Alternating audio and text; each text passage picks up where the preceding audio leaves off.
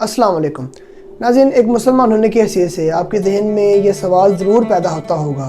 कि जब कुरान मजीद एक है, जब शरीयत एक है, दीन एक है, इस्लाम एक है, अल्लाह ताला एक है, तो फिर ये मुसलमानों के दरमियान फ़िरके क्यों हैं?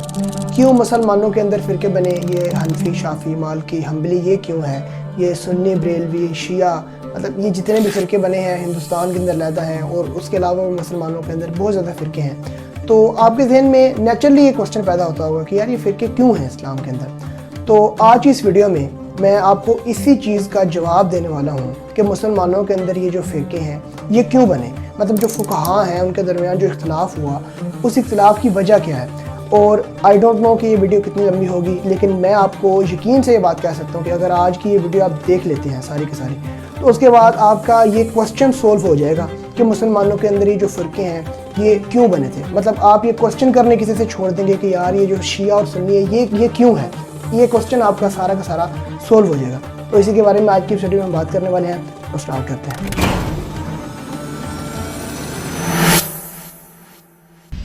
अब हम आ जाते हैं इस चीज़ के ऊपर कि फुक़हा के दरमियान जो इख्तिलाफ़ात हुए उनके असबाब क्या थे, यानी कि क्या वजह थी कि जिसकी वजह से फुक़हा के दरमियान इख्तिलाफ़ात हुए और फिर इससे आगे फ़िरके बने। तो इसकी चंद एक वजूहात हैं। सबसे पहली जो वजह है वो है कुरान मजीद के अंदर इख्तिलाफ़ होना, यानी कि फुक़हा ने कुरान मजीद को समझने में ही इख्तिलाफ़ किया। ज़ाहिर बात है कुरान मजीद एक पहला सोर्स है इस्लाम का, जहाँ से आप कवानीन को ड्राइव करते हो, यहाँ पे अहकाम को निकालते हो। तो कुरान मजीद के समझने में ही फुक़हा के दरमियान इख्तिलाफ़ हुआ। ये इख्तिलाफ़ कैसे हुआ कि जो अरबी है वो बहुत ज़्यादा एक वसी लैंग्वेज है, यानी कि इसके अंदर बहुत ज़्यादा वसअत है। एक लफ्ज़ के दो मानी भी होते हैं, एक लफ्ज़ के एक से ज़्यादा मानी होते हैं, और बाद दफ़ा एक लफ्ज़ के दो मानी ऐसे होते हैं जो एक दूसरे को अपोज कर रहे होते हैं। मिसाल के तौर पर कुरान मजीद के अंदर एक लफ्ज़ इस्तेमाल हुआ है करू।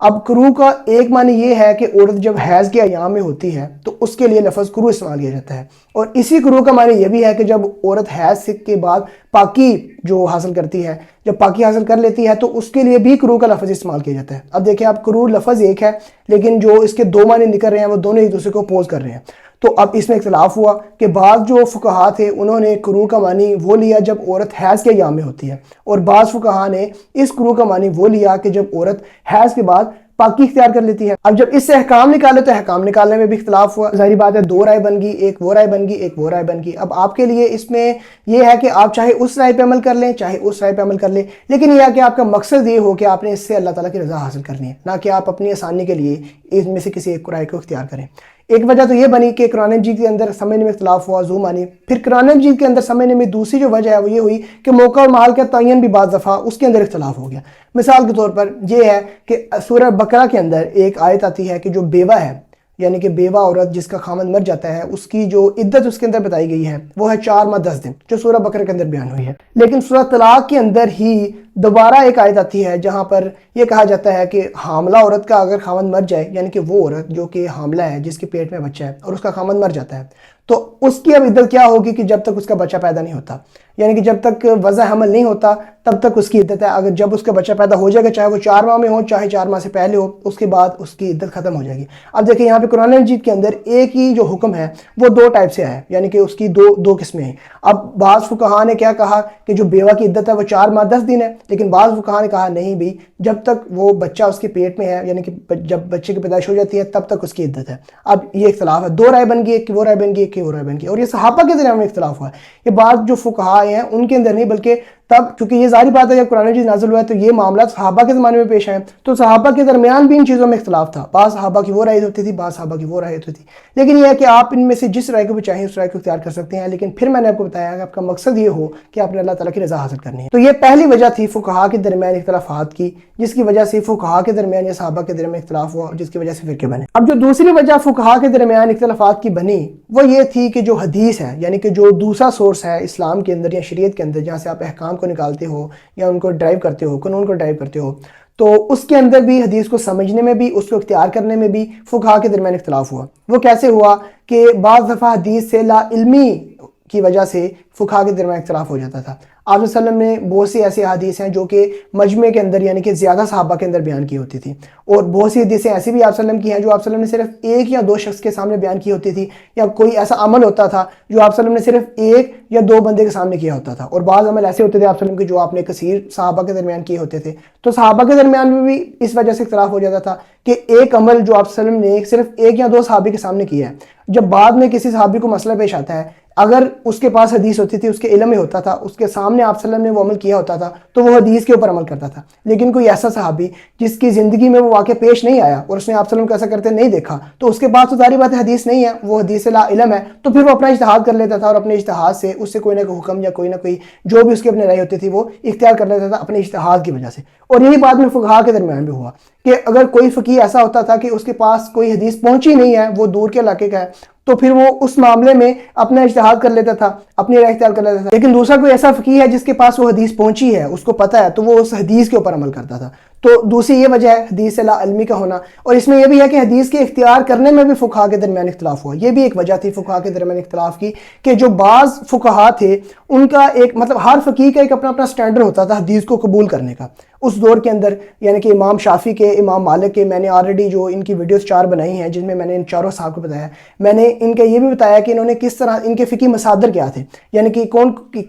کس طرح سے یہ شریعت سے احکام کو ڈرائیو کرتے ہیں۔ تو یہ ہر ایک فقیہ کا ایک اپنا علیحدہ سٹینڈرڈ ہوتا تھا کیونکہ یہ مجتہد مطلق تھے، تو ان کا اپنا اپنا سٹینڈرڈ ہوتا تھا حدیث کو قبول کرنے کا۔ اب جیسے کہ امام بخاری جیسا شخص جو کہ جس کا سٹینڈرڈ بہت زیادہ سخت ہے، یعنی کہ جو حدیث کے اندر کوئی ذرا سا بھی شبہ آ جاتا ہے یا کسی راوی کے اوپر تھوڑا سا بھی شک ہو جاتا ہے تو وہ حدیث کو نہیں لیتا، لیکن دوسری طرف کوئی ایسا فقیہ ہے یا کوئی ایسا محدث بھی ہے کہ جو کوئی تھوڑا سا حدیث کے اندر شاید نقص ہو بھی تو اس کو بھی وہ قبول کر لیتا ہے۔ تو یہ بھی فقہا کے اندر اختلاف کی وجہ بنی کہ اگر ایک کے پاس وہ صحیح حدیث ہے تو وہ اس سے اس حکم کا استنباط کر رہا ہے، لیکن کوئی دوسرا ایسا ہے جو صحیح حدیث کو نہیں لے رہا اور وہ اس پہ اپنا قیاس کر رہا ہے، تو یہاں پہ بھی اختلاف آ گیا۔ اب دونوں کی رائے علیحدہ علیحدہ ہوگی، اس کی رائے وہ ہوگی، اس کی رائے وہ ہوگی، تو اس وجہ سے یہ بھی وجہ بنی فقہا کے درمیان اختلاف کی۔ اب اس کی ایک بہترین مثال بھی ہے کہ حضرت عمر رضی اللہ تعالیٰ عنہ کی حدیث کو ایکسیپٹ کرنے کا سٹینڈرڈ اور تھا، حضرت علی کا اور تھا۔ حضرت عمر رضی اللہ تعالیٰ عنہ حدیث کو ایکسیپٹ تب کرتے تھے جب کوئی بندہ ان کے سامنے حدیث بیان کرتا تھا تو وہ کہتے تھے اس کے اوپر ایک گواہ لے کر آؤ، یعنی کہ ایک ایسا بندہ لے کے آؤ جو اس مجلس میں تمہارے ساتھ شریک تھا، وہ گواہی دے گا تو پھر میں حدیث کو ایکسیپٹ کروں گا۔ لیکن حضرت علی رضی اللہ عنہ کا سٹینڈرڈ اور تھا، وہ کہتے تھے کہ اگر کوئی بندہ ان کے سامنے حدیث بیان کرتا تھا تو اگر وہ ساتھ میں قسم کھا لیتا تھا تو وہ اس حدیث کو ایکسیپٹ کر لیتے تھے۔ تو یہ ہر فقیہ کا اپنا اپنا سٹینڈرڈ تھا۔ پھر اس کے اندر ایک اور چیز بھی آتی ہے کہ حدیث کے اندر ہی کچھ صحابہ، فقیہ صحابہ اور بعض کے فقہا بھی ایسے تھے کہ جو حدیث کا ایک پس منظر تھا یا اس کا جو بیک گراؤنڈ تھا اس کو جانتے تھے، یعنی کہ وہ شان نزول اس کو بیسیکلی کہتے ہیں کہ وہ اس حدیث کا پس منظر کو جانتے تھے، اس وجہ سے وہ اس سے حکم پہ ڈرائیو کرتے تھے تو ان کو اس کی چیز کی سمجھ ہوتی تھی۔ لیکن بعض ایسا فقیہ بھی ہے جس کو اس حدیث کا پس منظر بیک گراؤنڈ نہیں پتہ ہوتا، ٹھیک ہے، تو وہ اپنا جب اس سے حکم نکالے گا تو وہ ذرا ڈیفرنٹ ہوگا۔ اسی طرح بعض حدیثیں متعارض بھی ہوتی ہیں کہ ایک حدیث کے اندر ہی ایک حکم کو بیان کیا جا رہا ہوتا ہے اور پھر لیکن کسی اور حدیث میں اس حکم سے منع بھی کیا جا رہا ہوتا ہے، اور کچھ چیزیں خاص بھی ہوتی ہیں اور عام بھی ہوتی ہیں۔ بعض دفعہ ایسا بھی ہوا کہ آپ صلی اللہ علیہ وسلم کے پاس صحابہ آتے تھے تو وہ آپ صلی اللہ علیہ وسلم سے کوئی حکم پوچھتے تھے، آپ صلی اللہ علیہ وسلم اس کو کوئی اور حکم بتا رہے تھے، لیکن کوئی دوسرا صحابی آ رہا ہے اور وہ وہی چیز پوچھ رہا ہے لیکن آپ صلی اللہ علیہ وسلم اس کو کسی اور طریقے سے بتا رہے ہیں۔ تو یہ کچھ بعض چیزیں خاص بھی ہوتی ہیں، عام بھی ہوتی ہیں۔ اب اگر اس فقیہ کو اس کا بیک گراؤنڈ یا اس کا پس منظر پتہ ہے تو وہ اس سے حکم نکالے گا کسی اور طریقے سے، لیکن اگر دوسرے فقیہ کو اس کا نہیں پتہ تو وہ اس سے حکم نکالے گا کسی اور طریقے سے، تو یہاں سے بھی رائے میں فرق آ جائے گا۔ اور پھر بعض دفعہ جو حدیث ہے وہ ذو پہلو ہوتی ہے، یعنی کہ اس کے اندر ایک سے زیادہ پہلو پائے جا رہے ہوتے ہیں، اور بعض جو فقہا ہوتے ہیں وہ اس کے ظاہری پہلو کو لے لیتے ہیں، لیکن بعض جو فقہا ہیں وہ اس کے باطنی پہلو کو لے لیتے ہیں۔ اس کے بہترین مثال میں نے پہلے بھی ایک ویڈیو میں بیان کی تھی کہ جس میں جو بنو قریظہ کے لیے صحابہ گئے ہیں تو آپ صلی اللہ علیہ وسلم نے ان کو کہا تھا کہ تم نے عصر کی نماز بنو قریظہ میں جا کے پہنچنی ہے۔ رستے میں جب عصر کی نماز کا ٹائم ہو گیا تو کچھ صحابہ نے نماز رستے میں پڑھ لی اور کچھ نے وہاں جا کے پڑھ لی۔ کچھ نے ظاہری طور پر مفہوم لیا کہ آپ صلی اللہ علیہ وسلم نے کہا تھا وہاں جا کے پڑھنی ہے تو انہوں نے وہاں جا کے پڑھی، لیکن کچھ نے باطنی مفہوم لیا کہ آپ صلی اللہ علیہ وسلم کا اس سے مقصد یہ کہ تم جلدی پہنچ جاؤ، یہ مقصد نہیں تھا کہ اگر رستے میں ٹائم ہو جائے تو تم نے نماز نہیں پڑھنی، تو انہوں نے رستے میں نماز پڑھ لی۔ جب آپ صلی اللہ علیہ وسلم سے جا کے انہوں نے تذکرہ کیا تو آپ صلی اللہ علیہ وسلم نے کہا وہ بھی ٹھیک ہے اور وہ بھی ٹھیک ہے، یعنی کہ دونوں طرح کے رائے ہیں۔ پھر اس کے بعد جو تیسری وجہ ہے فقہا کے درمیان اختلافات کی، جو تیسری وجہ ہے وہ ہے ماخذ شریعت کا مختلف ہونا، یعنی اس میں اختلاف ہونا۔ اور یہ چیز بھی میں نے آپ کو آلریڈی پچھلی ویڈیو جو امام شافعی، امام مالک، یعنی کہ میں نے چاروں فقہا کے اوپر جو ویڈیوز بنائی ہیں، ان چاروں کے اندر میں نے ان چاروں کی جو فقہ ہے اس کے ماخذ میں نے علیحدہ سے بتائے ہیں،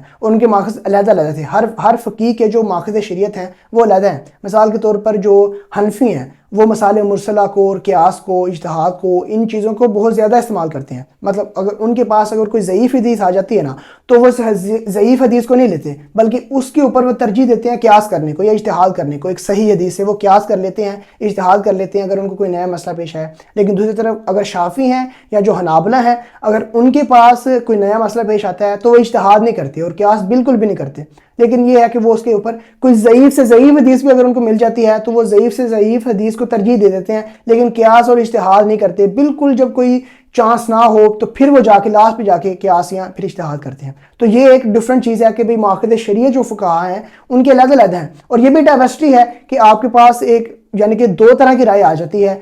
ہر ایک معاملے میں، ہر ایک حکم میں. آپ چاہے اس رائے کو اوپر عمل کر لیں یا اس رائے کے اوپر عمل کر لیں، لیکن یہ ہے کہ آپ کو مقصد پھر ہو کہ اللہ تعالیٰ کی رضا ہو، نہ کہ آپ اپنی آسانی کے لیے ایک رائے سے دوسری رائے کو بدلیں. اور پھر لاسٹ پہ جو ایک ریزن ہے فقہا کے درمیان اختلافات کی، وہ ہے قیاس سے اجتہاد کرنا. یعنی کہ اس میں رائے میں اختلاف ہو سکتا ہے، اور یہ ایک بیسک وجہ ہوتی ہے فقہا کے درمیان جو جتنے بھی اختلافات ہوئے ہیں. چاہے اگر اجتہاد پرانے دور میں ہو رہا تھا، چاہے صحابہ کے درمیان اجتہاد ہو رہا تھا، یا چاہے آج کے دور میں اجتہاد ہو رہا ہے، مطلب قیاس ہو رہا ہے، اجتہاد ہو رہا ہے، تو اس میں سے بیسک جو وجہ ہے نا اختلاف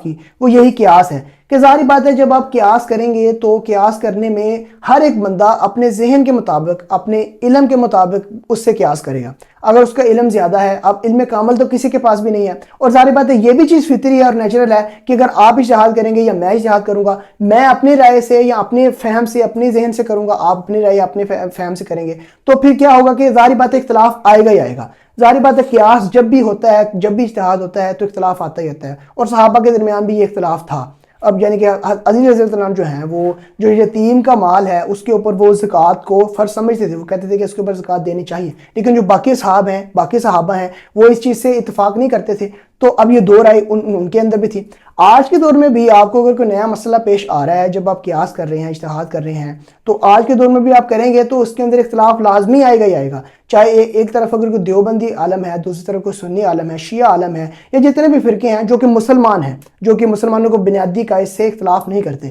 ٹھیک ہے، اس کے اندر رہتے ہوئے جب بھی کوئی مجتہد وہ جب اجتہاد کرے گا تو ظاہری بات ہے اس کے اندر اختلاف آئے گا ہی آئے گا. جب دو مجتہد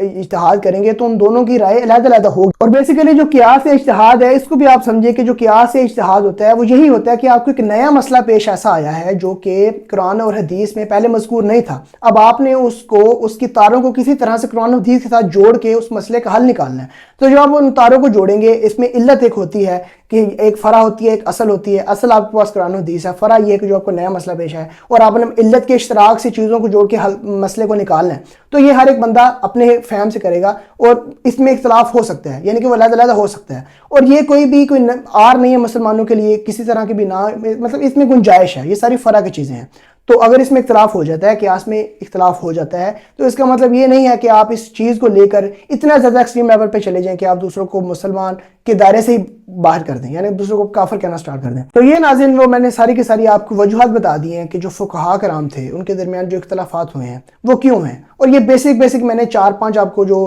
موٹی ریزنز ہیں وہ میں نے بتا دی. اس کے علاوہ اور بھی بہت سے اسباب ہیں جن کی وجہ سے اگر آپ ان کو ان ڈیپتھ جائیں گے تو بہت سی وجوہات نکل سکتی ہیں جس کی وجہ سے فقہا کے درمیان اختلاف ہوئے ہیں. تو بیسک میں نے آپ کو جو چیز اس ویڈیو میں بتانی ہے، جو سمجھانی ہے، وہ یہی تھی کہ دیکھیں آپ کے سارے مسلمان آپ کے بھائی ہیں، چاہے وہ دیوبندی ہے، چاہے وہ اہل حدیث ہے، یا جو بھی، مطلب کوئی بھی بندہ جو بیسک اسلام کی چیزیں ہیں نا، اگر وہ ان کو اپوز نہیں کر رہا، ان میں سے ان ساری چیزوں کو ایکسیپٹ کر رہا ہے، تو وہ مسلمان ہی ہے، وہ مسلمانی کے دائرے سے باہر نہیں ہے. اور جو باقی فرع کی چیزیں ہیں وہ میں نے آپ کو بتا دیا کہ ان کے اندر جو اختلاف ہوتا ہے وہ اختلاف کیوں ہوتا ہے. وہ عربی کے اختلاف کی وجہ سے ہوتا ہے، وہ حدیث کے سمجھنے میں بعض دفعہ اختلاف ہو جاتا ہے، قرآن مجید کے معنی کو سمجھنے میں بعض دفعہ اختلاف ہو جاتا ہے. یہ جو جتنی بھی میں نے ساری آپ کو ریزن بتائی ہیں، وہ اختلاف صرف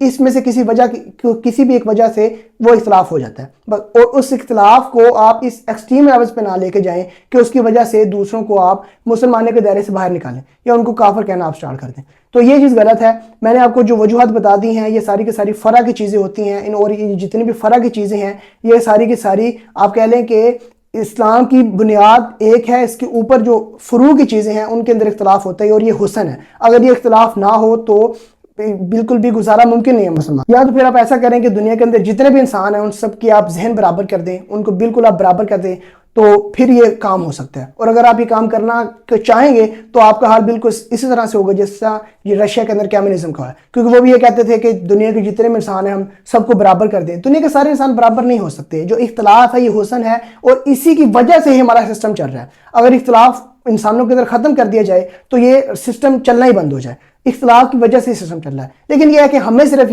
اس سے یہ سبق سیکھنا چاہیے کہ جو یہ اختلاف ہوتا ہے اس کو ہم صرف اختلاف کو حسن کے طور پر لیں، کہ بھئی آپ کی اپنی رائے ہے، میری اپنی رائے ہے، اس سے آپس میں لڑنے کی کوئی بات نہیں ہے۔ آپ اس رائے پہ عمل کریں، میں اس رائے پہ عمل کر لیتا ہوں، اس سے ہم مسلمان کافر تو نہیں ہو جاتے۔ تو یہی ہمارا حل ہے، اور یہی ہماری جو لڑائیاں ہیں اس کی وجہ صرف یہی ہے کہ ہم اس فروع کو اصل سمجھ بیٹھتے ہیں، اور اس وجہ سے ہم آپس میں اختلافات کو اتنا زیادہ بڑھا لیتے ہیں کہ لڑائیوں تک بات پہنچ جاتی ہے۔ تو ہمیں اس چیز سے بچنا چاہیے۔ ہمیں جو دین کی بنیادی چیزیں ہیں وہ ساری کی ساری سیم ہے، اس میں کوئی بھی اختلاف نہیں کر رہا، سارے مسلمان بھائی ہیں۔ تو یہ ناظرین آج کی ویڈیو تھی، ہوپ سو آپ نے اس ویڈیو کو سمجھا ہوگا اور آپ کے اندر تھوڑی سی آپ کے ذہن میں بھی وسعت پیدا ہوئی ہوگی۔ ملتے ہیں اگلی ویڈیو میں، تب تک کے لیے اپنا خیال رکھیے، اللہ حافظ۔